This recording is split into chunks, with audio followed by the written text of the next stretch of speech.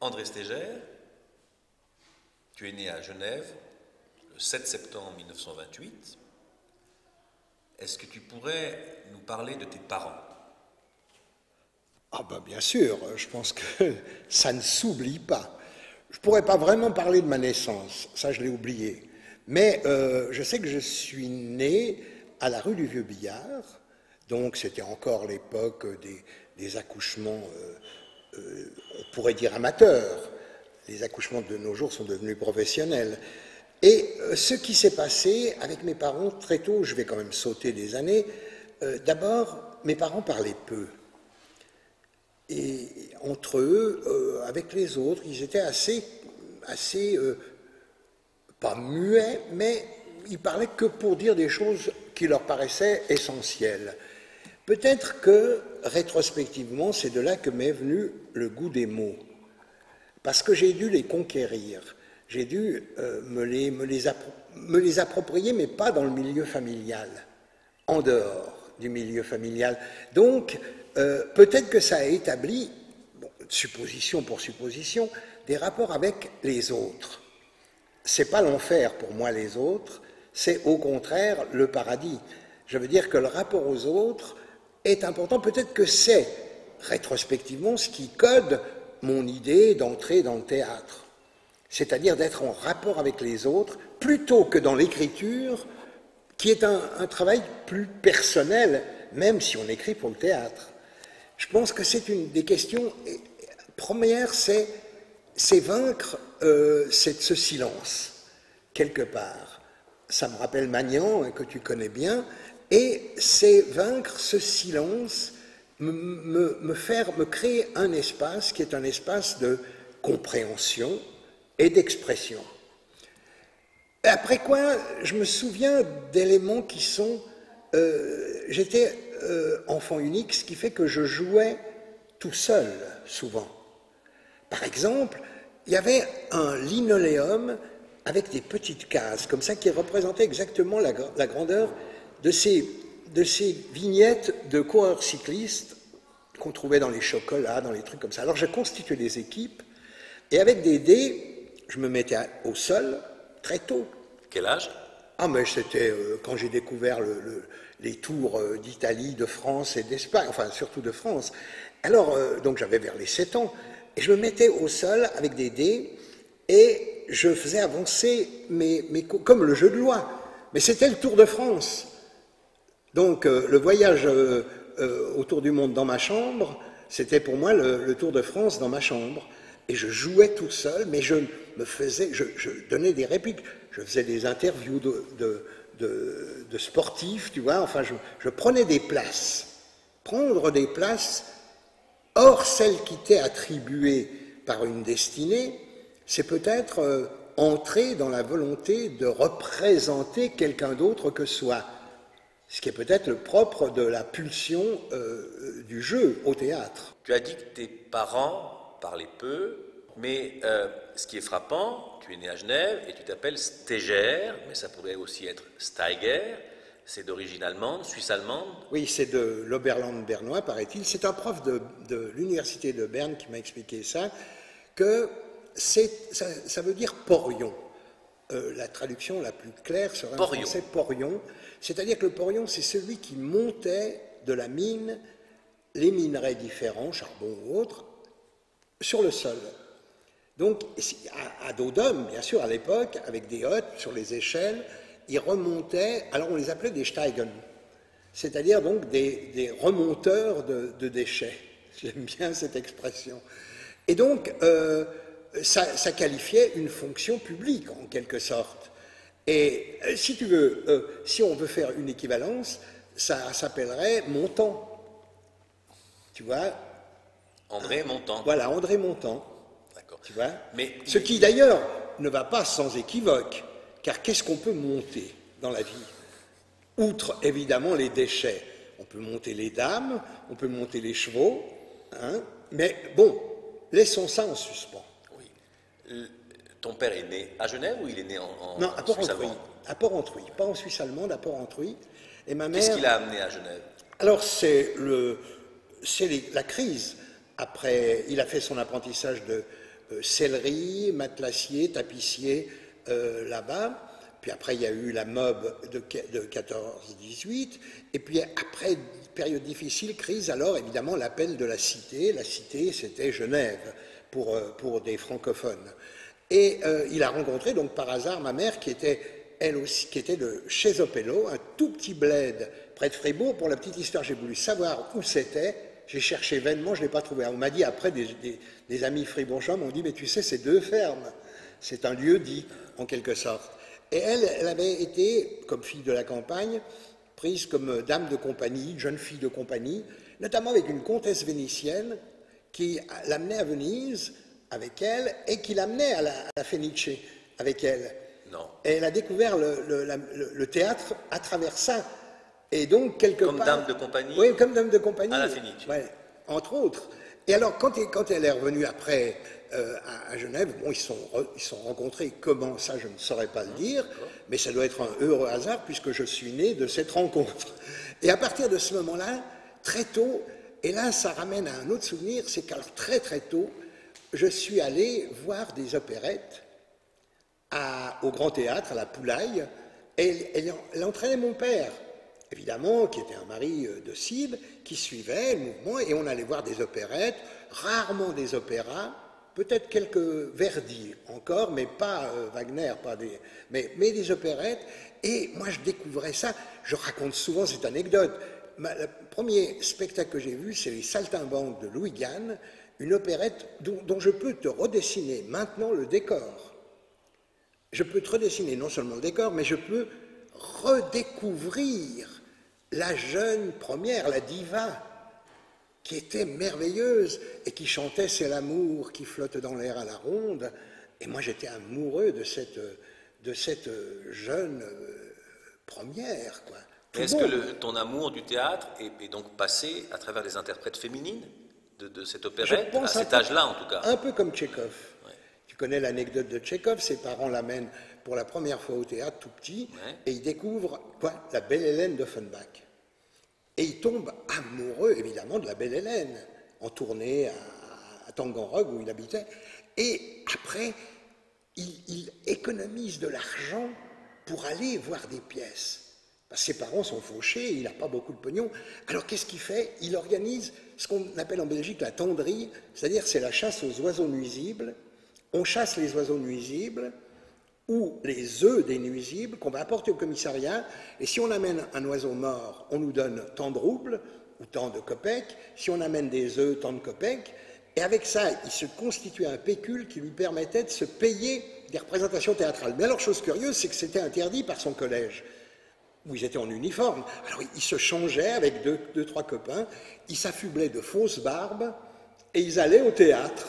Et c'est peut-être pour ça que la seule pièce de Tchekhov sur le théâtre, La Mouette, c'est l'histoire d'un oiseau mort. Et c'est celle que tu as mis en scène Ouais, plus tard. Que j'ai mis en scène, d'ailleurs c'est drôle, j'ai mis en scène La Mouette juste après avoir mis en scène à Lausanne, à l'opéra La Belle Hélène. Donc j'ai un cycle tchécovien très accompli. Et alors on allait aussi à la revue du Casino. C'est une autre anecdote, ça enclenche des souvenirs comme ça, la petite conversation qu'on a à bâton rompu. On allait voir la revue. Et puis un beau jour, la revue, quand je suis revenu à Genève, la revue périclitait, donc on allait la supprimer. Et je reçois un coup de fil de Morisot qui me dit « J'aimerais sauver la revue. Est-ce que tu es d'accord de la mettre en scène ?» Et je montais La Mouette à Carouge en même temps. J'ai dit « Oui, d'accord. » Et je fais la revue avec Morisot, une revue du Casino, je le dirais par devoir de mémoire. Tu vois, comme c'était ce qui m'a formé, en quelque sorte, le Casino Théâtre, je me suis dit, je dois au moins ça à mon souvenir. Et donc, on a sauvé la revue. Je l'ai refaite l'année d'après, d'ailleurs avec Roland Deville comme décorateur. La première année, c'était avec Robert, le décorateur de Strats. Et puis, il y avait Beretti qui écrivait des textes, il y avait Jean-Charles Simon, Et puis, ce qu'on a fait, après ça,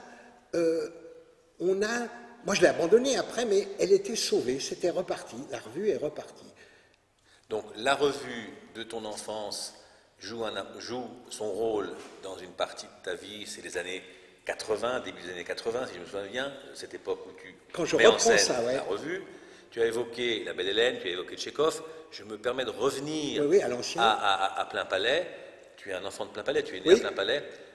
Est-ce que tu as des souvenirs de la vie à la maison, de la vie professionnelle? Ton père était tapissier à ce Tapissier moment-là. matelassier, oui. Est-ce que tu pourrais évoquer quelle était Oui, la vie? tout à fait. La vie était très difficile économiquement. On était très tributaire de, si tu veux, des conditions difficiles de l'époque. Hein.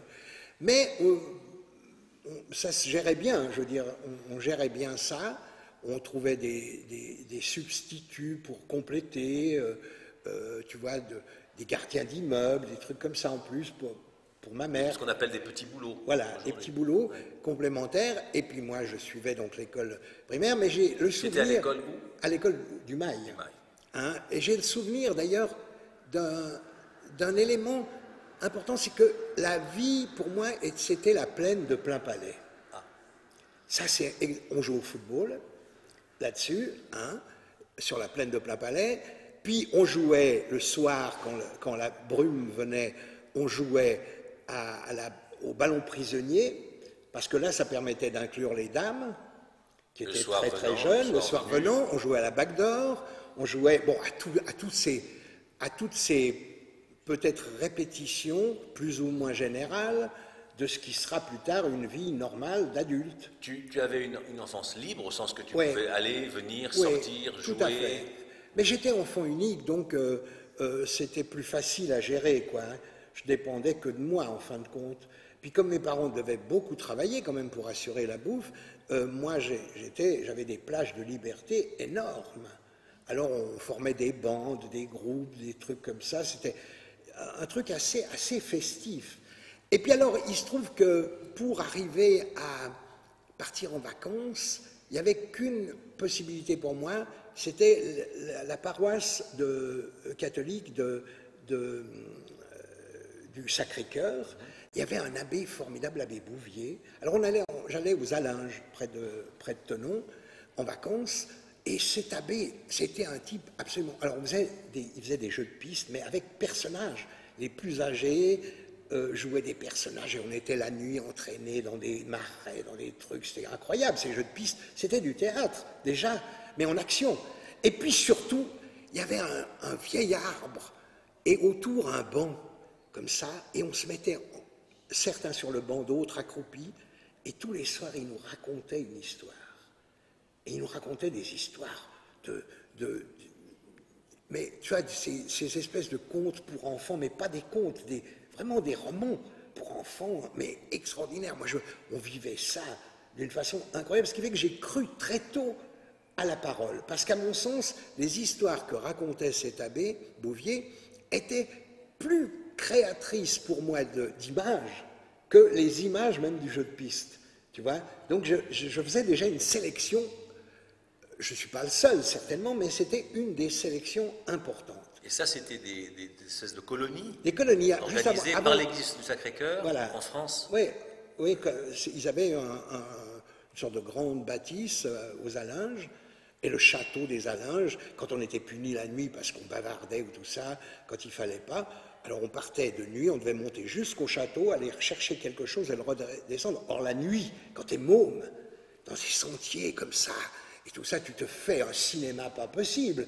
Hein, tu as des Cosaques à tous les coins de rue, c'est Michel Strogoff, on va te brûler les yeux, tu vois, il va y avoir des tas de trucs. Tu es dans le théâtre. Sans vouloir t'embêter avec les âges ou avec les dates, c'est quel âge ça? C'est avant la guerre. C'est 37, 36. Donc c'est une dizaine d'années. Oui. D'accord. Oui, mais c'est entre 8 et 10, 12 ans, quoi. Et après l'école du Mail, tu es allé où? Alors je suis allé ce qu'on appelle au Grutli, qui est devenu un théâtre, à cause de moi, je pense. Certainement. Tu vois, certainement. Comme cette orangerie. Voilà, comme l'orangerie. Mais je suis allé au Grutli, puis après, je suis allé au Collège Moderne, qui était un collège qui est situé vers la Serrette, pas loin du collège Voltaire. Collège moderne, ça signifiait quoi? C'était c'était les cycles d'orientation de l'époque, en quelque sorte. Mais on était réunis dans un seul collège à Genève. Ça, c'était pendant la guerre. Donc, et puis j'ai quitté l'école à 15 ans, pour bosser, pour travailler, toutes sortes de petits métiers d'abord, clerc chez un avocat, petit clerc, hein, Saute-Ruisseau, comme Fortunio. Hein, mais il n'y avait pas ma Jacqueline, là, malheureusement. Merci Musset. De Musset, c'est ça, ouais, hein. Musset. Et puis, ah oui, alors j'ai beaucoup travaillé chez un imprimeur en typographie qui était près de la gare, où il y a une poste maintenant, juste à l'entrée de la rue de Lausanne. Et là, je découvrais réellement l'écriture à travers le plomb. C'était pas encore, c'était des compositions au cadre, c'était pas des linos. Donc, et puis je tirais les trucs et tout ça. Et puis j'ai travaillé aussi une fois chez un grand distributeur de livres d'édition française. Et là, c'était l'horreur, parce qu'il se marrait, c'était un copain, parce que je lisais plus que je ne portais les bouquins. C'était un copain C'est un copain de moi, je ne sais plus d'où, et qui m'avait engagé comme ça. Ouais. Et il se marrait en même temps. Donc tu es passé de l'imprimerie à l'édition. À l'édition, oui. Ah, j'ai fait un parcours complet. Mais pour revenir, avant le moment où tu quittes l'école à 15 ans, qu'est-ce que ça a représenté l'école pour toi? Tant l'école du Mail, bon, tu étais plus jeune, ça je ne sais pas, mais après peut-être la période du collège moderne. Quel était le rôle? Est-ce que ça a joué un rôle éveilleur? Est-ce que ça a eu une fonction? Est-ce que ça a été une répulsion? Est-ce que tu aimais aller à l'école? Non, je ne détestais pas aller à l'école, au contraire, c'était bien, moi. J'aurais aimé même continuer, mais bon, question économique, on ne pouvait pas. Mais tu me dis si ça joue un rôle, ça joue un rôle. Parce que quand on a appris à l'école du Mail, je me souviens encore d'un instituteur qui s'appelait Jotran. C'est devenu après un ponte de la rénovation de l'école, ici à Genève. Et Jotran nous enseignait la différence entre le futur et le conditionnel. Et je me souviens de cette leçon où il a dit « Plus tard, quand vous serez grand, ne dites jamais à une fille « je vous épouserai », dites-lui toujours « je vous épouserai ». Et j'ai compris la différence entre le futur et le conditionnel, et c'est une règle à laquelle je me suis tenu. Donc tu vois que l'école a une influence sur nous. Est-ce qu'elle a eu, elle est très importante, en tout cas très significative, d'autres influences que celle-ci, l'école? Alors il y a une autre influence parallèle qui est peut-être celle qui explique tout. Parce que, à la limite, les opérettes, la revue, ça explique peut-être un attrait pour le spectacle. Mais d'où est venu mon attrait pour le théâtre? Parce que pour moi, la différence, le spectacle, c'est ce qui se consomme, le théâtre, c'est ce qui s'invente. Et le théâtre, pourquoi c'est devenu pour moi un théâtre? Pourquoi l'aspect critique, dialectique, comme dirait papa, Brecht, est intervenu? C'est qu'avec des camarades de l'école, on avait un truc formidable. On était 4. Les 2 frères Pitard et un dénommé Raymond Ray. On était 4 et on se voyait tout le temps après la classe. On était tout le temps ensemble. Pourquoi? Parce qu'on avait inventé un jeu. On jouait à la bataille navale, mais à notre façon. C'est-à-dire que ce n'était plus des cuirassés de 5 cases. Tous les éléments avaient une case, mais ils étaient codés à l'intérieur de ça. Et alors, on faisait des cartes. On avait inventé, la bataille navale était devenue aéronavale, puis terrestre. C'est-à-dire que, par exemple, je me souviens d'une grande... On avait des quadrillés comme ça, on avait fait la découpe, on avait reporté le plan Bâle, la France, l'Allemagne, et on avait imaginé que la France et l'Allemagne attaquaient Bâle pour prendre les ponts et tout ça. Par avion, là? Par avion, par terre et par péniche. Alors on avait des unités. Alors voilà, on s'était réparti le monde, tout le monde, en 4. C'est-à-dire que, et on le refaisait à peu près tous les 3 mois, la distribution. On s'était réparti le monde en 4.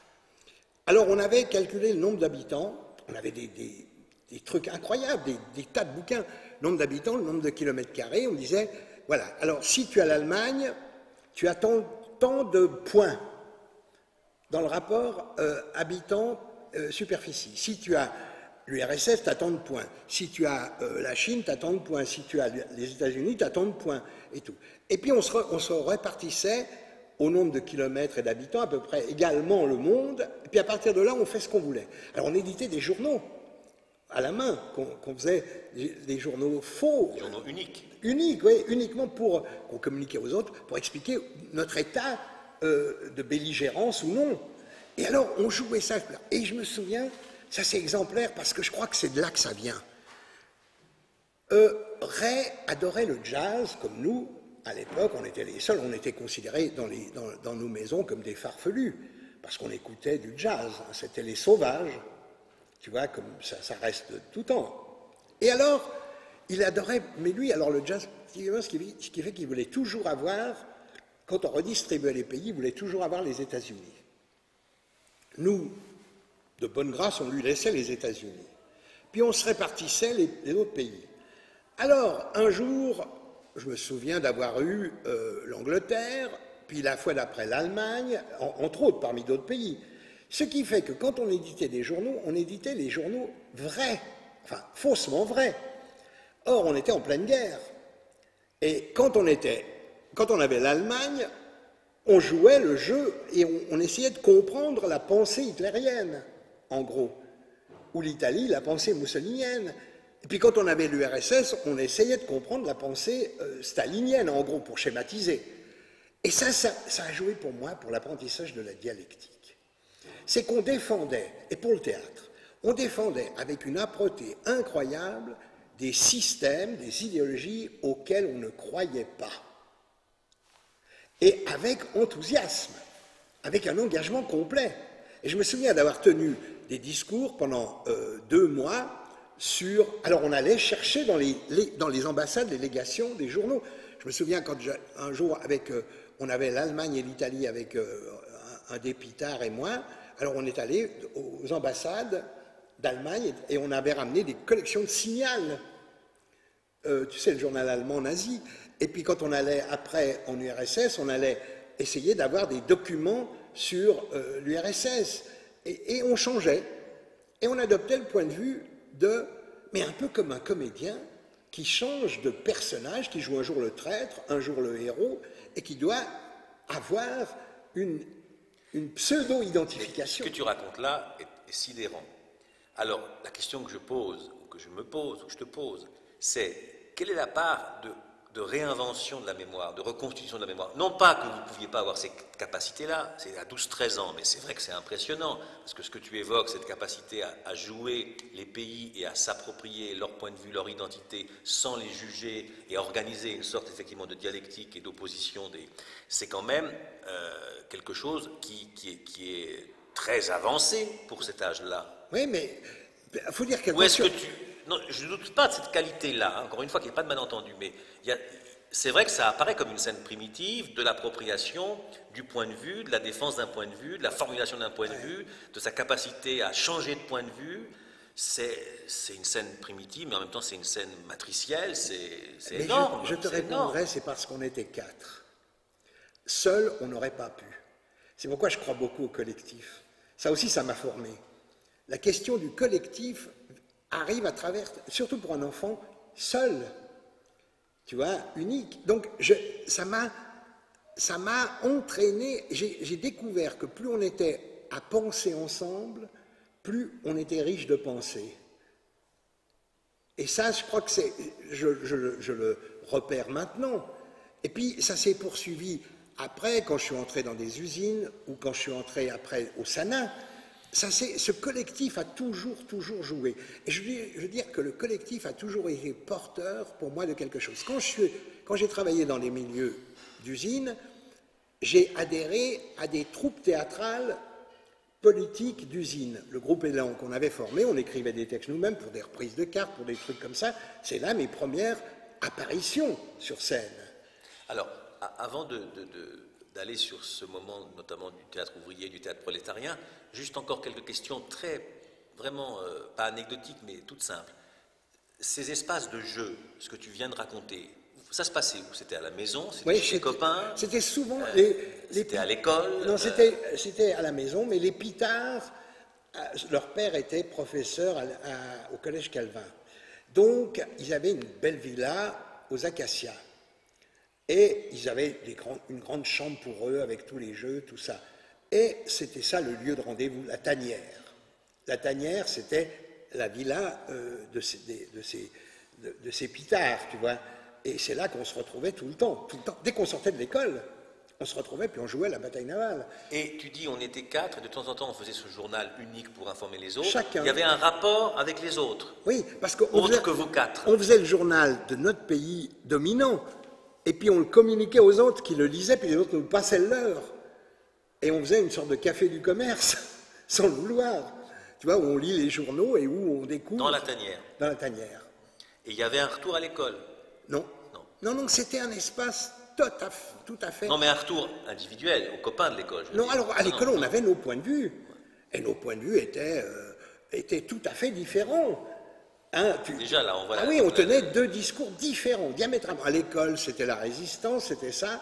Et puis tout d'un coup, tu étais à la villa, puis tu avais l'Allemagne, et tu justifiais l'assassinat des résistants, tu vois, dans un espace de théâtre, de fiction. Vous aviez quand même une capacité par rapport à la brutalité de l'époque, à la violence du référent, à savoir la guerre, le nazisme, vous aviez une capacité de distance et de transcendance qui était assez ah oui, ça, considérable. je crois que c'est... C'est le jeu, ça. C'est aussi. très rare, oui, c'est le jeu. Et c'est pourquoi moi je crois beaucoup au ludisme. Parce que le jeu permet et ça te permet de comprendre les choses. Parce qu'à partir de ce moment-là, quand tu reviens dans la vie courante et que tu défends des points de vue, à la limite, tu as en toi les points de vue contradictoires. Donc tu peux aussi répondre, Voilà, et anticiper des à réponses. à tes propres questions. Et je crois que c'est ça le théâtre dialectique. Donc en fait, on voit bien les parents qui parlent peu, toi donc qui dégages petit à petit un espace de parole, la revue, le grand théâtre, l'opérette, la plaine de plein palais, l'abbé Bouvier et ses jeux de nuit et d'espace en France voisine, et puis les rencontres au collège moderne de ces trois autres complices. Et c'est, semble-t-il, tout un dispositif qui, bon, évidemment inconsciemment à l'époque, parce que à quel moment, alors allons-y, à quel moment le mot théâtre, la notion de théâtre, et pas spectacle justement, elle commence à advenir? Quand je suis entré au conservatoire. Mais j'ajouterais, c'est très, très clair ce que tu racontes là, j'ajouterais qu'il y a un autre espace important, c'est la lecture. Car je lisais énormément. J'ai lu tout Jules Verne d'affilée. J'étais celui qui allait tous les jours à la bibliothèque cantonale de Plainpalais, c'est-à-dire où il y a la maison de Plainpalais, rue de Carouge. J'allais tout, on descendait, je me souviens, et C'était dans la salle communale, tu veux dire? C'était en dessous. D'accord. En dessous, et je sortais, et la bonne dame qui me disait, mais tu lis trop, mon petit, tu fais attention, tu lis trop. Tous les jours, je changeais de livre, presque. C'était incroyable. Et Jules Verne, incroyable. Par exemple, Jules Verne m'a fait découvrir quelque chose qui est pour moi maintenant très ancré, c'est les jeux de mots. Et j'ai compris que les jeux de mots expliquaient le monde peut-être mieux qu'autre chose.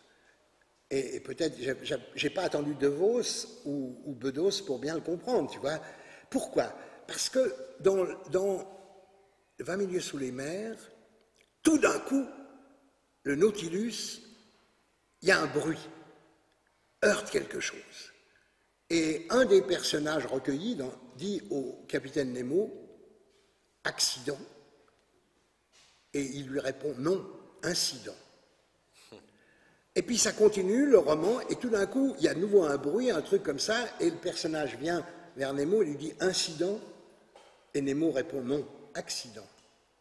Et là, j'ai compris que ce jeu sur les mots racontait le monde d'une façon indirecte, distanciée, l'humour, d'une façon formidable, beaucoup mieux qu'une dissertation. Mais alors la lecture, ça peut nous ramener soit à une famille dans laquelle on lit, et donc on nous incite à lire, soit pas. Ce qui n'était pas le cas. C'était pas le cas. Tes parents Non, ils lisaient. Mon père lisait la Suisse, le matin, avant de partir au boulot, mais surtout les résultats sportifs. Et ta mère? Ma mère, peu. Elle lisait de temps en temps des romans, mais des romans de jeunes femmes, de l'époque, tu vois, Max Deveuzy, Délie, que je lisais, moi aussi, je lisais tout. Je lisais la Suisse, je lisais tout. De toute façon, je lisais tout. Et donc c'est avec l'école que le livre est apparu, ou bien est-ce qu'il y a d'autres éléments? Parce que quand même à cette époque, les livres, il n'y a pas des librairies aussi présentes. Ouais, je ne sais pas. Je me souviens d'un copain un peu plus âgé que moi, Beuchat, il s'appelait. Il était apprenti en joaillerie, donc il était un peu plus âgé que moi, et il écrivait des poèmes. Il était doué, c'est un mec de base, quoi, vraiment aussi comme moi, quoi, du lumpenprolétariat, on pourrait dire. Et il écrivait des kilomètres de poèmes en alexandrin à la Musset. Je pensais aux nuits de Musset. Il écrivait, puis il nous le faisait lire.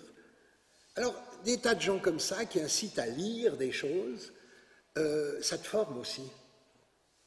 Puis c'était un cas bizarre. Moi, j'avais beaucoup d'admiration pour lui parce que, par exemple, comme il adorait Musset, il adorait Chopin, et comme il ne savait pas jouer du piano, il a appris à jouer du piano en déchiffrant Chopin, de lui-même, son prof. Puis après, il nous faisait des concerts, Chopin. J'étais fasciné, je me suis dit, mais tout nous est donné au monde. On peut tout apprendre avec une certaine volonté, d'où mon expression, la culture ne se transmet pas, elle se vole. Il faut voler la culture. En fait, c'était ça déjà mon idée. Hein, c'était déjà anarchiste. Le vol, c'est la restitution, comme disait l'autre.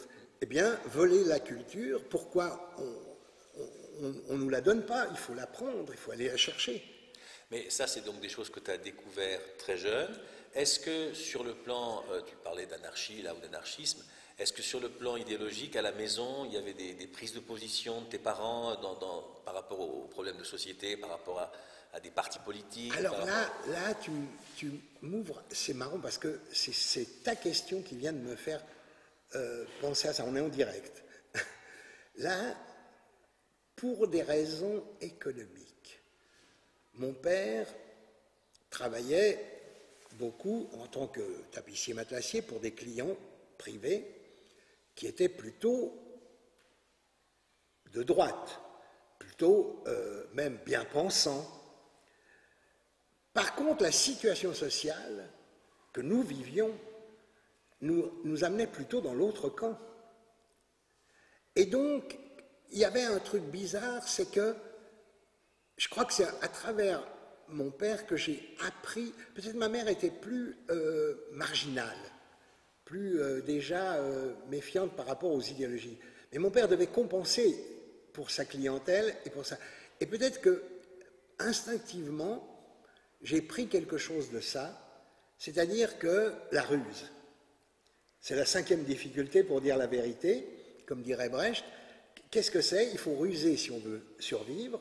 Ce qui m'a fait, quand j'ai travaillé après chez Hispano, puis qu'on devait faire des grenades lacrymogènes, c'était juste après-guerre, et nous on manifestait, on était très engagés politiquement, et on avait des grenades lacrymogènes qui nous tombaient sur la gueule dans les manifs. Et je disais aux copains à l'usine, je disais, on devrait signer chacune de ces grenades de notre nom, parce que c'est peut-être celle qu'on recevra demain sur la gueule.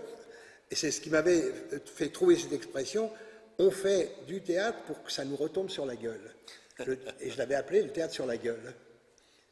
À l'époque? Ah oui, non, plus tard, après. C'est sur le souvenir de ça. Le théâtre sur la gueule, c'est le souvenir de ça quand un tout jeune journaliste m'interviewait à Yverdon, quand on était en tournée avec le balcon que j'avais monté au Théâtre National de Strasbourg.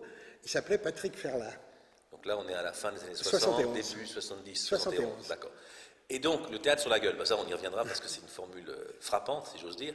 Mais pour revenir à ton père, donc ton père, c'est pas Arlequin, serviteur de 2 mètres, c'est encore plus complexe que ça. Oui. Ton père a quand même dû, fréquentant une certaine classe sociale aisée et ayant peut-être des positions et des idées différentes, il a dû jouer avec ces doubles registres. Il m'envoyait justement, je pense maintenant en colonie du Sacré-Cœur, parce que il y avait tous les enfants de sa clientèle. Par contre, je me souviens qu'il m'amenait très petit, quand il y a eu les événements à plein palais, là, de la police, eh ben, il m'a emmené, j'avais 4 ans, par la main, il m'a emmené voir là où les ouvriers sont morts.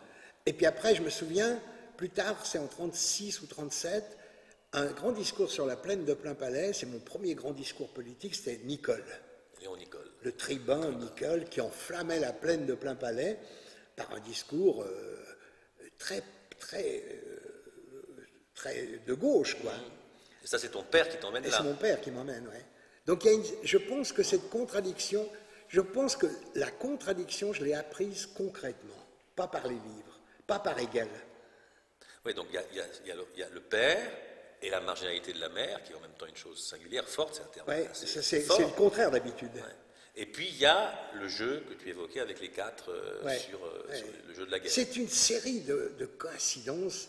Maintenant que tu me replonges dans ce devoir de mémoire, qui n'est plus un droit de mémoire, mais un devoir de mémoire, ça me réactive des tas de choses comme ça. Hein.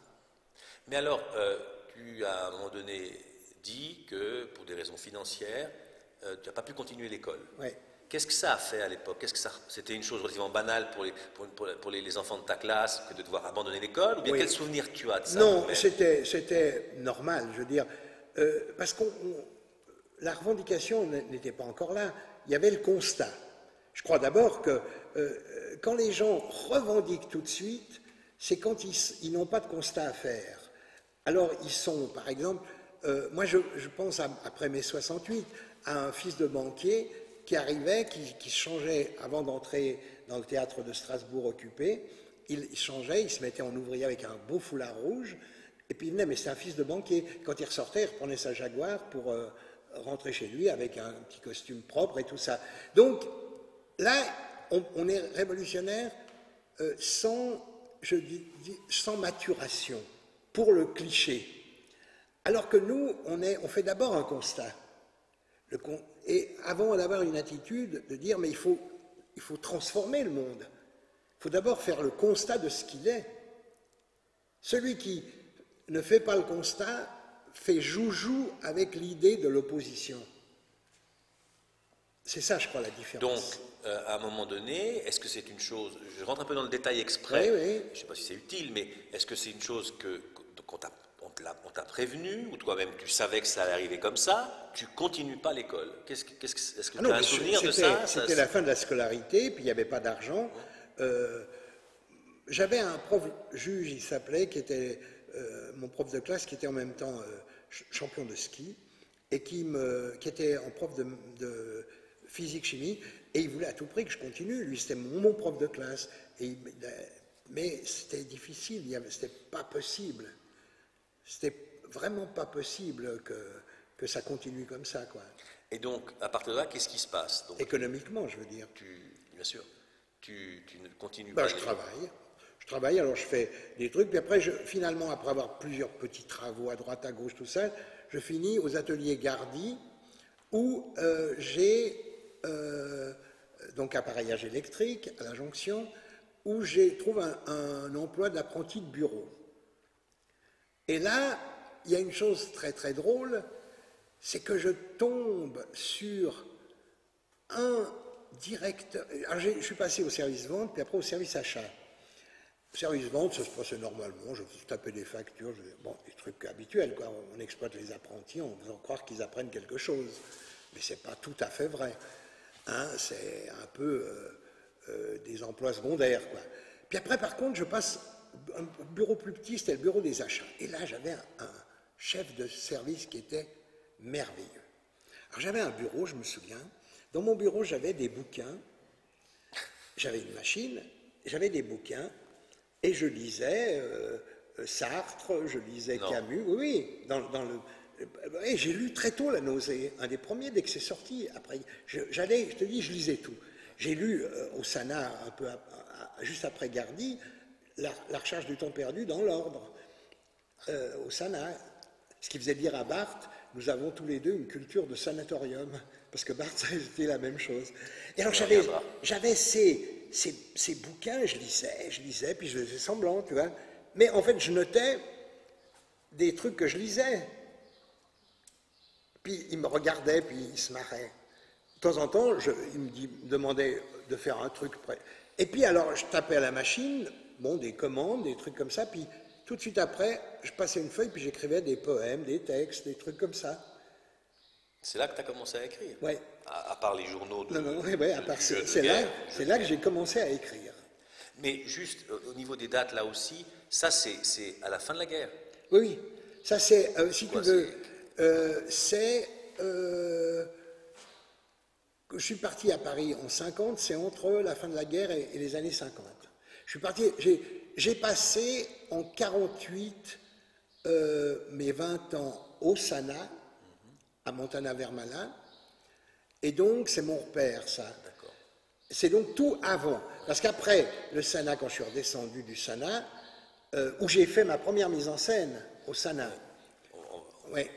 Mais donc c'était avant. Et juste, ça. donc, à l'époque, la fin, c'était l'école obligatoire, comme ça, je ne sais pas comment on appelait, je crois que c'est comme ça que ça Oui, s'appelait oui, déjà, oui. c'était 14 ans, alors 14, C'était 15 ans. 15 ans, d'accord. Oui, donc c'est À 15 ans, j'ai quitté 43, l'école, donc, ouais, voilà, d'accord. voilà.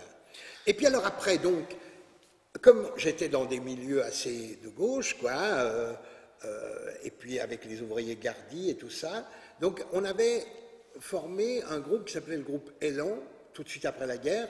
Je me souviens, un des responsables, c'était un type formidable, il a appris le tchèque, et après la conversion de la Tchéquie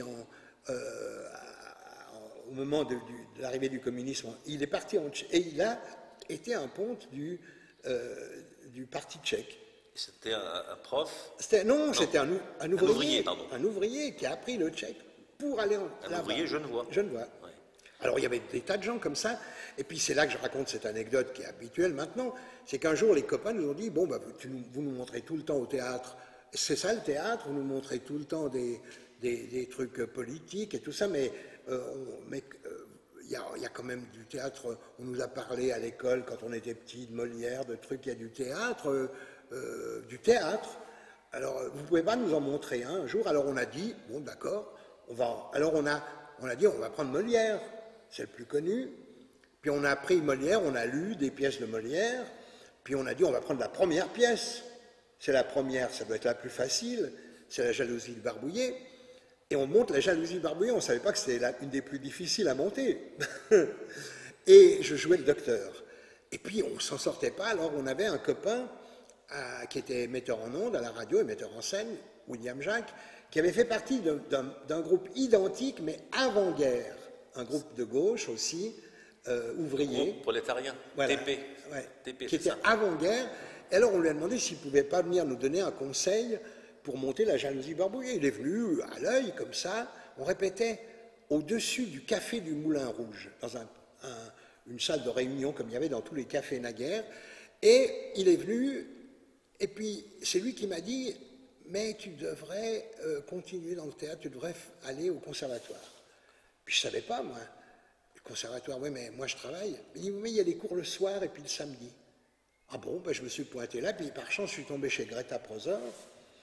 Et donc, j'ai suivi mes cours de théâtre, mes premiers cours de théâtre, jusqu'au diplôme d'ailleurs, que j'ai passé dans Caligula, avec une réplique qui était la professeure adjointe de Greta Prosor, qui s'appelait Germaine Tournier, et qui m'a donné la réplique dans Quesonia, je passais Caligula. Et puis bon, et puis il se trouvait un truc marrant, c'est que Greta Prosor, c'était tout le théâtre d'art, tu vois, elle avait joué chez Ligné-Pau, chez Dulin, donc elle nous apprenait... C'était la fille du comte Prosor, oui, qui était le premier traducteur d'Ibsen. Oui. Elle nous apprenait, plus que la technique théâtrale, à aimer le théâtre, comme art, tu vois, comme... et ça, c'est... Les professeurs trop techniques, c'est chiant. Mais les professeurs qui t'apprennent à aimer ce que tu fais, ça, c'est formidable.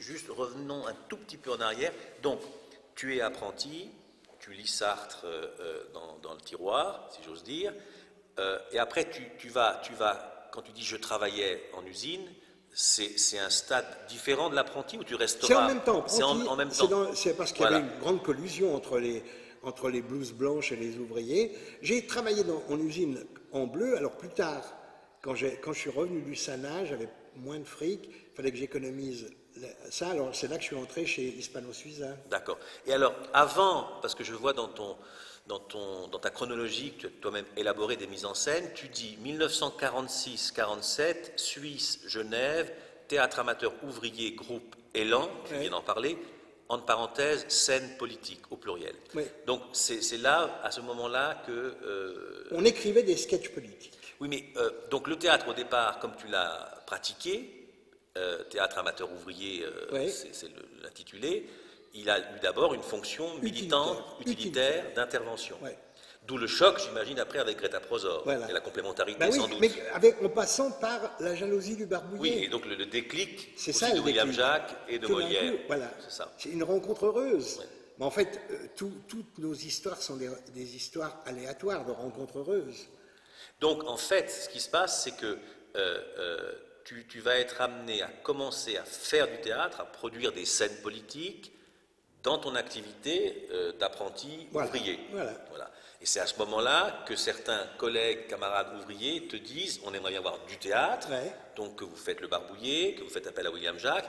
Et là, c'est une charnière pour toi, Ouais. puisque tu écoutes William Jacques et tu vas au Je conservatoire. vais au conservatoire, je m'inscris. Mais tu y vas avec quelle idée? C'est-à-dire, tu y vas... Il m'a dit, tu dois faire du théâtre. Et moi, que j'avais très confiance en lui, j'ai dit, bon, bah, je vais faire du théâtre. sans savoir qu'est-ce que le Ah non, vocable pour moi, recouvrait pour vraiment. moi, le théâtre représentait... C'était quoi le théâtre pour toi? Pour moi, c'était un message. Déjà à l'époque? Ah mais oui, c'était que ça, puisqu'on n'était que dans le théâtre ouvrier. Oui, mais si lui, il te dit tu dois faire du théâtre, tu penses Alors, qu'il- je me suis dit, bon, bah, il y a un message à découvrir là-dessous. autre que celui que tu Autre que connaissais celui déjà. que je connais, qui est D'accord, un immédiat. autre message. Un message qu'on dirait de nos jours médiatisé par rapport au message immédiat. D'accord. Et c'est pour ça que je me suis toujours intéressé, qu'est-ce que veulent dire ces auteurs anciens pour leur époque? C'est parce que j'ai jamais fait théâtre pour m'exprimer, pour me trouver, Non, je m'étais déjà trouvé. Maintenant, on entend les mômes qui viennent dans les cours pour dire, tu comprends, je veux me trouver, je veux me découvrir, je veux échapper à la médiocrité du monde, au milieu familial, je veux... Une aventure personnelle, pas du tout. Moi, c'était tout de suite une aventure collective. Donc, j'ai aucun mérite à continuer à penser ça. Parce que ça s'est fait naturellement. Je plains même ceux qui n'ont pas eu ça. À la limite, parce qu'ils doivent faire un effort pour quitter leur sphère privée et entrer dans l'espace du collectif. Encore une question plus de l'ordre de la sphère privée. Quel est le regard, la manière de voir ou d'accompagner ton évolution qui est celui de tes parents Ah mais ils m'ont encouragé. Il n'y a jamais eu d'obstacle à ça. Alors bon, mon père, il était, pour son divertissement personnel, il était manager des équipes minimes et juniors aux Servettes. Tu sais, il fallait des responsables qui accompagnent les mômes dans les matchs, le déplacement et autres. Et alors, bon, moi j'étais très naturellement aux Servettes. Oui, parce que ça c'est aussi un autre aspect. Voilà, alors je jouais, ton et je trajet. jouais depuis les pupilles, donc les tout petits, Ouais. minimes et juniors, et nous avons été champions suisses avec notre équipe très souvent. Et ton père était dans le coup de leur... Non, il était dans une autre équipe. Oui, C'était c'est pas la ça. même équipe, mais Non. il était dans une autre équipe. D'ailleurs, j'avais un remplaçant, j'étais gardien de but, j'avais comme remplaçant le frère de Alain Tanner. Donc, quand je tourne avec Tanner, on parle de son frère, qui était mon remplaçant au but. Et alors, je suis allé jusqu'à la réserve. Je me souviens d'un match que j'ai fait à Young Boys, avec la réserve du Servette, alors que j'étais encore junior, avant de partir en France. Et là, je me souviens, parce qu'au Vangler, j'ai sorti un penalty. Donc, ça reste, tu vois, pour un gardien de but, c'est un événement mémorable. Donc, mais alors, parce que tous les copains, il y avait Coquelet Morand, il y avait les frères von Lanten, il y avait Kunz, ils ont tous fini en équipe suisse. Moi, je suis parti à ce moment-là, donc, en descendant du Sana, à 21 ans, 21 ans et demi, je suis parti en France pour continuer mes études théâtrales à la rue Blanche. Et tu menais alors parallèlement l'activité du prolétaire, et puis le théâtre politique et le football. Oui, et puis les dames. Ah, très, oui. très, très jeune. Très jeune. Ah oui, non. C'est-à-dire très jeune. Non. 14 ans et demi. Non, très jeune. Très jeune, c'était... c'est aussi une énigme. C'est toujours pour résoudre des énigmes. Ce que je disais dans le spectacle que j'ai fait chez toi, la BBC d'air, l'énigme qu'on a tous quand on est enfant, c'est pourquoi on joue au docteur, hein, c'est de savoir, c'est qu'on ne saura jamais comment l'autre sexe jouit. Tu vois? Donc c'est la contradiction, c'est la dialectique. Hein? pour moi, l'homosexualité est un acte de non-dialectique. Oh, tu n'es pas un peu rude, là? Non, mais c'est pour plaisanter. Bien sûr qu'on va le dialectiser autrement. Mais non, c'est pour plaisanter. Mais je veux dire que naturellement, alors dans l'espace naturel, et non pas social, il y a une vraie dialectique qui est installée par la nature, qu'on retrouve chez les animaux. Je suis fasciné à la télé par animaux. C'est peut-être ce que je regarde le plus. Hein? Quand tu penses qu'il y a des mâles dominants, des femelles dominantes, qu'il y a des... Mais c'est incroyable, tu vois. Oui, mais alors revenons à cette époque, pardonne-moi. Donc, c'est une digression. Oui, mais je suis friand. Il y a le travail en usine, il y a le théâtre politique, il y a le football et il y a les femmes et la relation amoureuse. Oui. Ce que je veux dire par là, c'est que ça ressemble à quoi une journée? Ça ressemble à une journée étendue, si j'ose dire. Non, ça ressemble à beaucoup de temps, mais par chance, je dors peu. Déjà à l'époque? Oui, déjà à l'époque. Parce qu'il y en a qui dorment plus, d'autres moins. Moi, je dors peu, donc ça fonctionne assez bien. J'arrive à bien gérer le temps. Ouais. J'arrive à faire le passage. Tu avais commencé en disant, quand je te posais la question du regard de tes parents sur ton évolution, sur le fait qu'ils voyaient ça d'un bon œil, et puis tu disais, mon père, lui, son hobby, son divertissement, c'était les jeunes du Servette. Et tu voulais dire quoi par là? Ce que je veux dire par là, c'est que j'avais un espace physique qui m'était offert aussi, je veux dire. Hein, par exemple, si je lisais beaucoup, je pensais beaucoup, mais j'allais aussi énormément jouer hein, sur la plaine, tout ça. Puis après, je jouais dans ce qu'on appelait le circuit Satus, c'est-à-dire le football ouvrier. Tu vois, avec Garty, je jouais.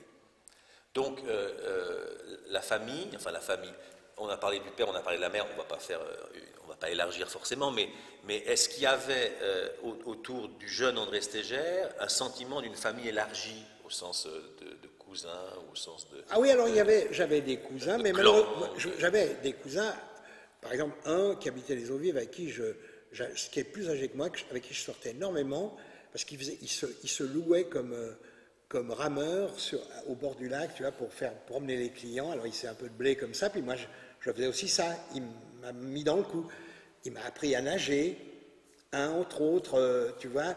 Donc la famille, on se revoyait souvent.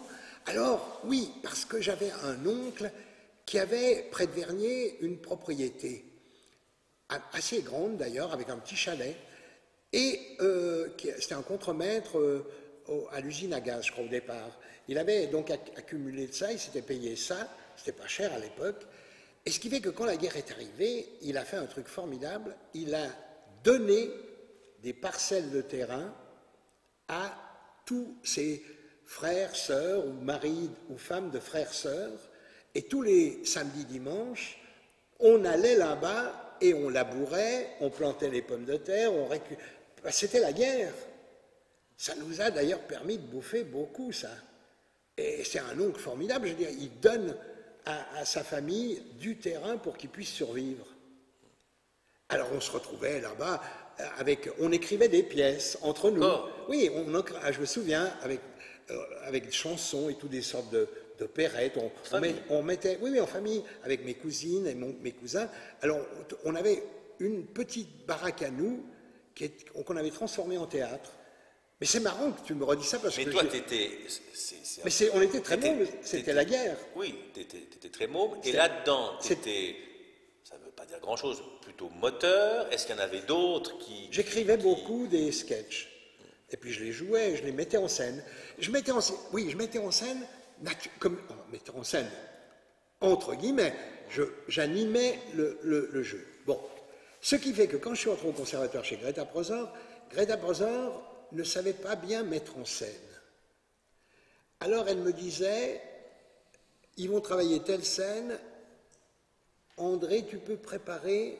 Alors je faisais une mise en scène, des scènes. Donc c'est elle qui t'a, d'une certaine façon, après William Jacques, qui t'a un peu nommé. Alors c'est elle qui m'a...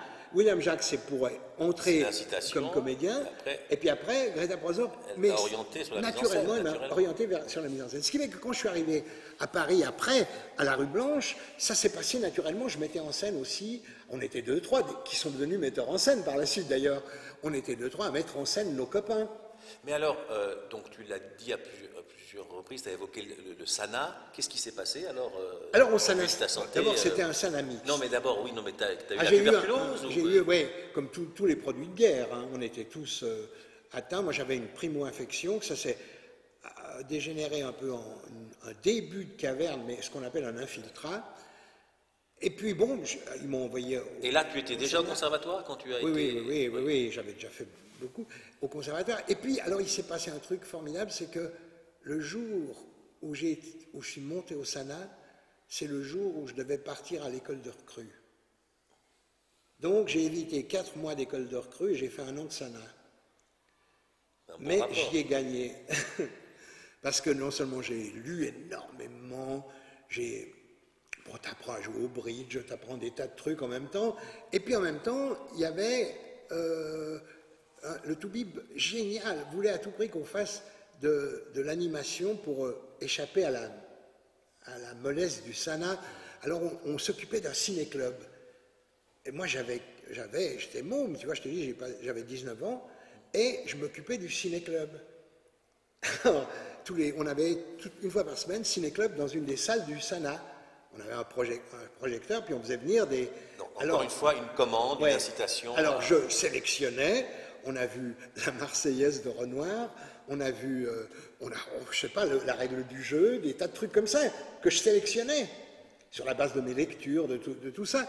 Et ça, c'était formidable, parce qu'il faut dire qu'on était très politisé à l'époque au Sana, et on avait le droit de vote au Sana. Le droit de vote? Au Sana, oui, pour Genève. Alors nous, c'était à Montana? À Montana, vers Malawi. Alors nous, on avait l'urne qu'on envoyait à Genève, scellée et tout.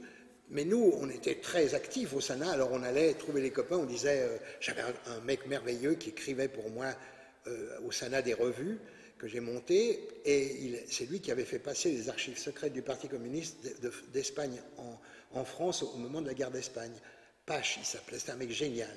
Il avait un asthme très prolongé, mais c'est tout. Et alors il écrivait des trucs, et alors on allait trouver les copains, on disait, bon, tu votes pour qui? Non, faut pas voter, vote pour celui-là. Et on faisait voter. Alors on avait une urne bourrée de partis du travail. Donc je vois là, dans ta chronologie, donc effectivement ce Pache, et vous aviez fait revue Scopie. Oui, revue Déjà Scopie. Les jeux de mots. Voilà, revue Scopie. On avait fait une revue sur le Sana. J'avais pris le modèle de la revue, avec des chansons, avec des trucs comme ça, qu'on jouait entre nous.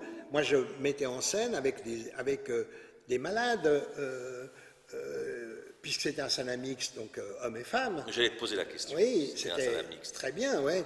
Et alors, du coup, comme c'était un peu court, j'ai dit, mais il faut quand même qu'on monte une pièce en 1 acte après. Alors, j'ai monté 8 jours à la campagne de Jules Renard, qui est un petit texte marrant comme ça, tu vois, Jules Renard, comme le journal et tout ça, que j'ai monté en complément de ça. Ça a été ma première mise en scène. Donc à ce moment-là, tu vas redescendre à Genève. Ouais. Et qu'est-ce qui se passe? Alors j'ai un subside pendant quelques mois de maladie, quoi. Oui. Donc je me suis dit, ou je le dépense ici, puis après je reprends le boulot, ou j'essaye d'utiliser ça pour partir à Paris. Mais qui te donne l'idée d'aller à Paris? Moi. Non, mais sur quelle base? Qu'est-ce que tu as comme... Parce que j'ai des copains qui étaient plus anciens, qui étaient allés à Paris, quoi. Tu vois. Donc c'est quand même des expériences d'autres. C'est pas simplement d'aller à Paris pour aller à Paris. Non, c'était pour aller à la rue Blanche, parce que j'avais entendu parler de la rue Blanche. Donc tu avais une idée précise d'un endroit où tu voulais être à la rue Blanche, oui, à la rue Blanche. Et là, j'ai présenté le concours d'entrée à la rue Blanche, et j'ai été admis avec Alceste, le 4e acte, donc dur. J'ai été admis, donc je suis entré à la rue Blanche, où alors là, j'ai découvert une vie totalement différente. Aussi à gauche qu'en Suisse, mais alors totalement différente, puisque autour de moi, il y avait des gens, dans ma classe, il y avait Marielle, il y avait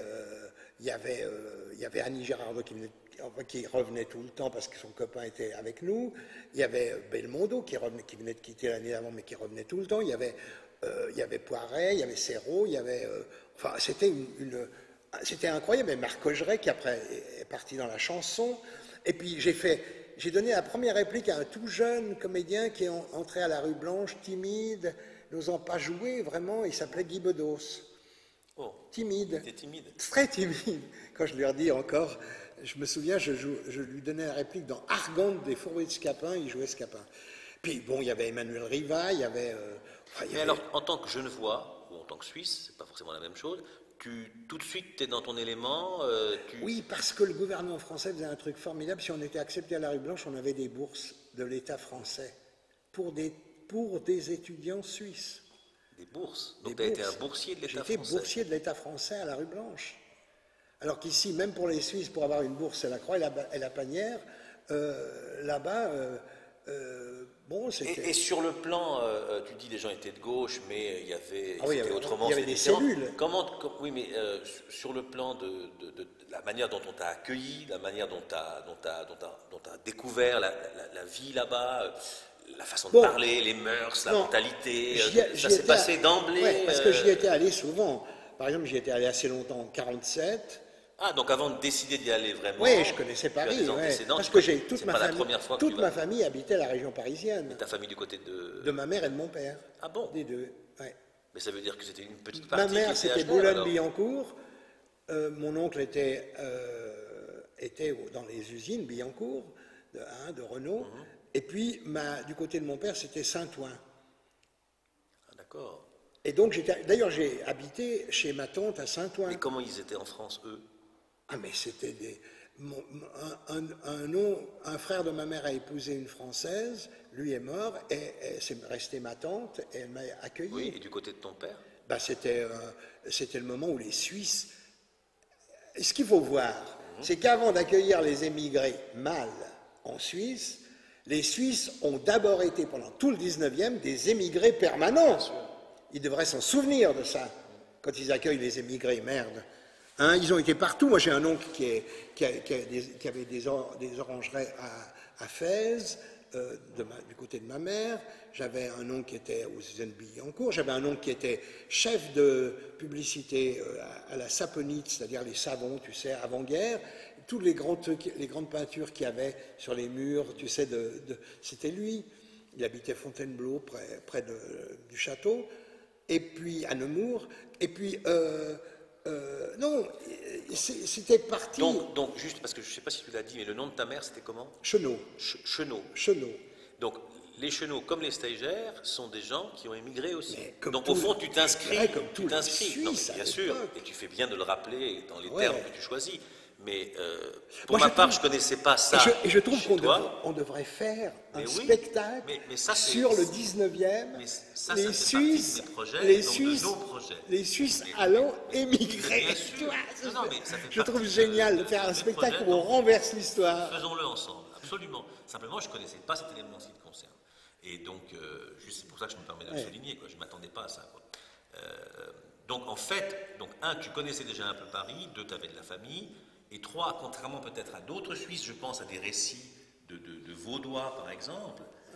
Je pense, par exemple, de Benoît Besson, racontant son arrivée à Paris, même s'il avait un lien avec Serrault, il ne s'est pas trouvé, il n'a pas été heureux à Paris.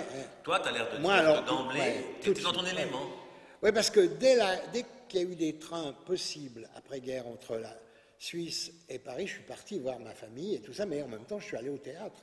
Je me souviens, en 1947, j'ai vu toutes sortes de spectacles, tous les soirs, pendant des... Ah, t'as vu des spectacles à Paris avant d'être à la rue Blanche? Oui, j'y allais exprès pour voir des spectacles. J'ai vu La Reine Morte à Hébertot, j'ai vu un Tartuffe à la Comédie Française, j'ai vu mais des tas et de l'avant-garde.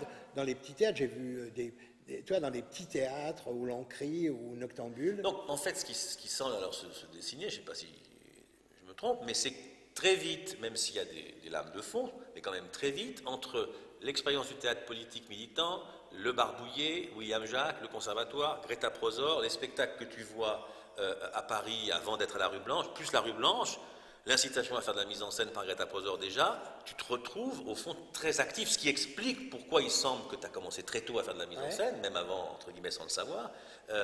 Tu te retrouves très vite en action, au-delà disons, d'un apprentissage par palier progressif. Oui, oui, tout à fait. Je suis tout de suite confronté. Si tu veux, pour moi, c'est la pratique qui m'amène au théorique. Tu vois? Mais très vite, dès que j'ai commencé à pratiquer, j'ai théorisé.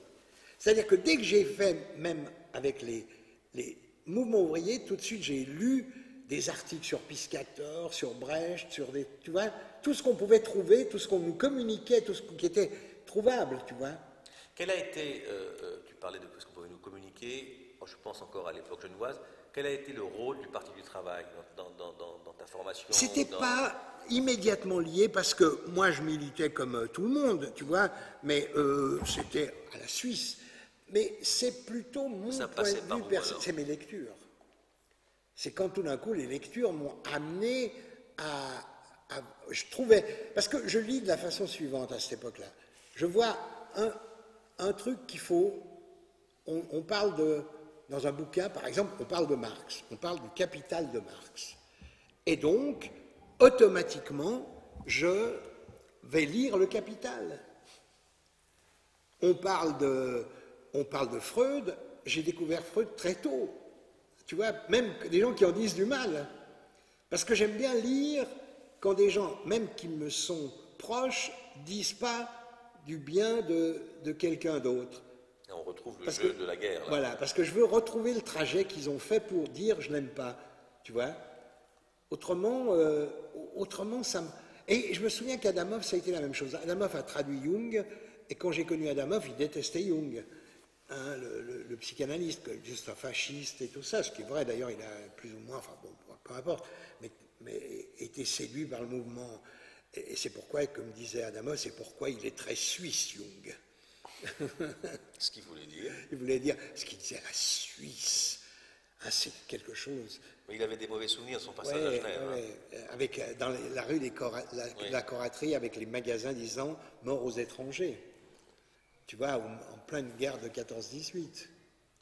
Donc, un point important, on y reviendra, donc c'est, contrairement à ce qu'on peut penser de toi, c'est d'abord la pratique qui va te mouvoir et t'émouvoir, et c'est à partir de là que tu vas théoriser, très vite, certes, mais à partir de la pratique. Ouais. Et puis d'autre part, donc, la rue Blanche, tu as parlé des personnes que tu as côtoyées, des positions plutôt à gauche.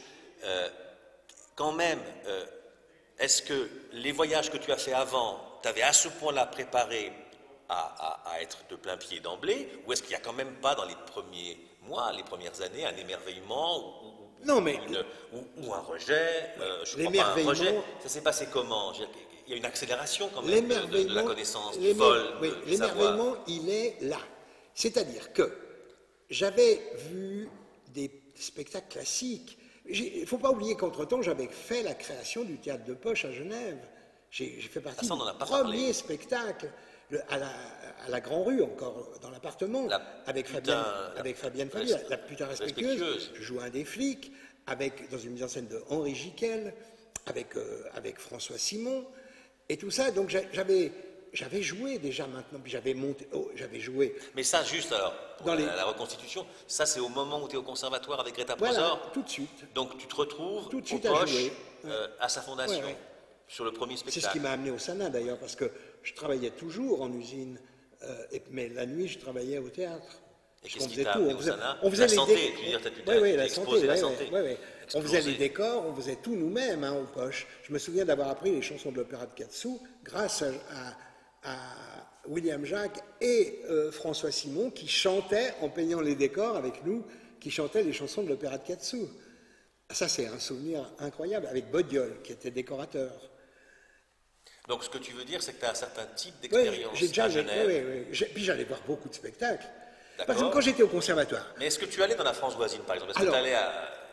Pas tellement, il n'y avait rien. Il n'y avait rien, voilà. Il n'y avait rien. En France voisine. Avant la décentralisation. Voilà, c'est ce qui m'a... Si, j'ai vu à la Comédie de Genève, un dimanche après-midi, une troupe de Grenoble qui était venue, par hasard, jouer ce que Murmure la Sumida, un eau japonais, La mise en scène était de Jean Dasté, avec Marie-Hélène Dasté, hein, et on était 10 dans la salle. Ça, je me souviens, dimanche après-midi. Et au bout d'un quart d'heure, on n'était plus qu'un. J'étais le seul à être resté jusqu'à la fin, voir ce que murmure la Sumida. Et puis après, alors à la Comédie, je me suis tout de suite abonné. Je me faisais du fric pour m'abonner à la Comédie. J'ai vu, par exemple, alors il y avait des spectacles formidables. Il y avait Guy Tréjean, il y avait des grands comédiens qui étaient venus, en exil pendant la guerre et qui revenaient après jouer. Qui revenaient jouer. Et alors j'ai vu une soirée, j'ai vu la Huis clos de Sartre, et en deuxième partie, le Malentendu de Camus, à la suite, à la Comédie. J'ai vu des tas de trucs. Alors j'étais vraiment bourré de théâtre. Mais semble-t-il, c'est une autre esthétique et une autre nature de théâtre que tu vas découvrir à Paris. Voilà, mais pas tellement à la Rue Blanche. Non. Non, après. Après, peu à peu. Parce que moi, à la Rue Blanche... Qu'est-ce que ça a apporté, la Rue Blanche? Énormément de choses sur le plan de la structuration, des recherches, de l'équilibre et tout. Puis en même temps, ça m'a appris à être contestataire. C'est-à-dire que, d'ailleurs, il y avait un prof qui disait, chaque fois que quelqu'un amenait un poème non classique, surréaliste ou autre, mon professeur, un mec merveilleux, Jean Le Goff, disait, il est stégérisé. Ah, déjà? Oui, parce que je faisais des conférences sur Artaud, tu vois, j'amenais un climat anti-comédie française, mais tout en allant comme figurant pour se faire du fric à la Comédie Française et pour aller voir les spectacles à la Comédie Française. Dire et rappeler, c'est qu'à l'époque, en tout cas, la Rue Blanche était essentiellement, enfin avec le conservatoire bien sûr, mais en tout cas... C'est productrice du conservatoire. D'accord. Ça a amené au conservatoire. Ça a amené au conservatoire, oui. Qui lui-même amenait à la Comédie Française. Voilà. Et donc tu étais déjà dans la contradiction et même plus que ça, dans la dissidence, dans l'opposition. Dans ce que je raconte dès le début. Oui, ça c'est assez... Dès le début, c'est organique, je dirais presque. Mais ça, tu l'idéalises pas a posteriori? Non. Excuse-moi. Non. Moi, peux le décrypter maintenant, mais je ne sais pas si c'est idéalisé, puisque je ne sais pas si c'est bien ou mal. Non, idéalisé, c'est pas le bon mot, mais tu le formules pas clairement maintenant. Moi, je crois que je le formule comme... Je l'ai pratiqué, je le théorise. C'est tout. Alors, qui est une part dans la théorie de ce qu'on aimerait atteindre, c'est plutôt dans les projets d'avenir que dans le passé. Donc, moi, je raconte ce que je ressens maintenant, poussé par toi comme analyste, hein, comme docteur Canla, hein, et je suis sur mon divan, puis j'essaye de comprendre... Est-ce que ça veut dire donc, puisque je posais la question de ta position en tant que Genevois, Suisse, j'insiste exprès, d'étrangers. Est-ce qu'il y avait d'abord... D'ailleurs, parenthèse, il y avait beaucoup d'étrangers à l'époque, oui. à Paris? Oui. D'accord. C'était mais de quel pays? Alors, Belges, beaucoup, oui. D'accord. Donc, est-ce que... Il faut dire qu'il n'y avait pas d'autre école, hein, réellement. Même de français. Il y avait Strasbourg qui s'est développé après, plus tard. Mais au départ, il n'y avait que ça. Oui, là, on est en 50, hein, 1950. 51, 52. Oui, d'accord. Et tu fais donc 2 ans à la Rue Blanche? Non, je fais plus, mais très vite, comme on était très libre à la Rue Blanche, ce n'était pas une école comme... On a formé une troupe. Dans la Rue Blanche? Dans la Rue Blanche, avec des comédiens de la Rue Blanche. On a décidé de jouer l'été dans le Limousin, c'est-à-dire la région de France où il n'y avait pas de centre dramatique. Puisqu'il y avait Grenoble d'un côté... Enfin, en préfiguration, hein. Non, mais qui était devenu après Saint-Étienne. Non, ça existait. Le premier, c'est 48, c'est Strasbourg. Puis après 49, il y a eu Grenier de Toulouse. Et en même temps, Dasté, qui a été rapatrié de Grenoble à Saint-Étienne. Et Goubert et Parigot, qui avaient créé à Rennes. Et entre ces départements, il y avait un grand vide. Mais ça aussi, c'est une histoire de carte. Tu l'as découvert comme ça? Toi qui l'as découvert? Oui, on cherchait. Puis tout d'un coup, je trace les centres. Puis je dis, mais là, il n'y a rien. On va là. Puis il se trouve que Josiane Orville, qui était élève, là, qui est devenue après directrice de Aubervilliers, du Jeune Théâtre National, Josiane dit, ah, mais ça tombe bien, mon père est médecin militaire à Limoges. Alors, hop, on a un point d'accroche, et on part là-bas. Le premier spectacle qu'on a fait, un été, c'est le Prix Martin de la Biche. Pourquoi j'ai monté ça comme premier spectacle? Parce que je l'avais joué aux poches avec Jacques et Ah, donc François tu as fait Simon. plus qu'un spectacle aux poches quand même. Ah oui, j'en ai fait 3-4, oui. Mais juste, donc, par rapport à ce contexte, ben, j'imagine que oui, mais je veux en être sûr, par rapport à ce contexte et à cette carte que tu viens de tracer, le fait donc de descendre au Limousin, c'était une manière à vous de vous auto-déterminer, programmer pour aller faire un travail de décentralisation qui n'était pas encore en acte. Ouais. Et sans demander de subvention. Et sans demander de subvention. Parce que c'est ce que je dis aux jeunes troupes ici, je dis, la grande erreur, c'est que vous demandez des subventions pour faire du théâtre. Alors que nous, on a commencé à faire du théâtre, et c'est les maires, les conseillers généraux, les députés, les sénateurs, qui un beau jour, devant le travail qu'on faisait, où on jouait, attention, on jouait Shakespeare, Molière, Brecht, Kleist, dans le Limousin, dans une région, vraiment, c'était difficile. Et ils ont dit, on appelle le ministère parce qu'ils doivent vous subventionner. Et c'est le ministère qui a délégué 2 inspecteurs, Puiset et Touchard, qui sont venus nous inspecter à Bellac et qui ont décidé de nous donner des subventions. Mais On la n'a jamais comédie demandé. du Centre-Ouest, donc C'est je ça. comprends le processus, ça va aboutir à la naissance de la comédie du Centre-Ouest. Ouais, Et là, tu vas en être. ouais, ouais. D'accord. Jusqu'en 54, en 55, où on a fini ce contrat. Moi, on était quand même crevés parce qu'on ne dormait pas, on faisait tout. On faisait l'administration, on jouait, on faisait la mise en scène, on faisait les décors, on faisait les costumes qu'on cousait nous-mêmes. Je me souviens des trucs, on faisait tout.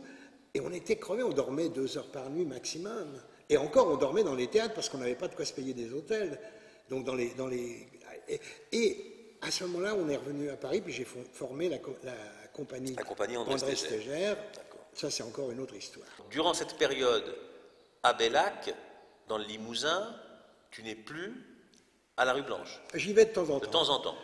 D'autre part, On y revient tous, puisqu'on est tous issus de la rue Blanche. D'autre part, donc votre expérience va, de preuve à l'appui, on va dire, va amener à la constitution de cette comédie du Centre-Ouest, Ouais. qui va devenir un centre dramatique. Pas un centre Pas dramatique. vraiment d'ailleurs. Ça va devenir, en fait, on a créé la première, ce qu'on appelait par la suite les compagnies permanentes de province. D'accord. C'est la première compagnie permanente de province, en même temps ou à peu près que Planchon au Marronnier, avant qu'il soit au TNP, au Marronnier. D'accord. Simplement, lui, il était fixe et nous, on était itinérants. D'accord. On est la première troupe itinérante de province. Et juste pour préfigurer la suite, là, notamment l'histoire des baraqueux, c'est cette époque. Voilà, alors ça, ce serait à raconter On pourrait démarrer par ça. quand on D'accord, démarrera d'accord. là-dessus. Et puis, Ça, dernier c'est- point quand même, et puis vraiment, je vous assure que c'est le dernier, et sans entrer sur le fond du débat, quand tu dis, parce qu'on y reviendra, quand tu dis, moi je ne comprends pas, à l'époque on faisait et après on obtenait les subventions, aujourd'hui c'est l'inverse, la question, alors à partir de là, comment tu interprètes ou tu gères la question entre guillemets des acquis et du progrès? Ce que vous avez apporté comme acquis et comme progrès pour qu'on en arrive là, est-ce qu'il faudrait obligatoirement repasser par là où vous êtes passé? Tu as raison de poser Comment, cette question. Alors je trouve que c'est un progrès sociologique, mais malheureusement, il s'entache d'une régression artistique. Alors on ne doit garder... Peut-être même individuel. Oui, et individuel. On ne doit garder dans les progrès que ce qui peut être bénéfique, mais détruire ce qui est maléfique. Alors, 2 solutions à ce moment-là. Soit on revient en arrière, ce qui est banal, ce qui se fait tout le temps, mais banal. Soit on dit, puisqu'on a avancé, comment maintenant réaliser l'avance artistique? Et c'est un engagement qu'on prend au nom du présent et du futur.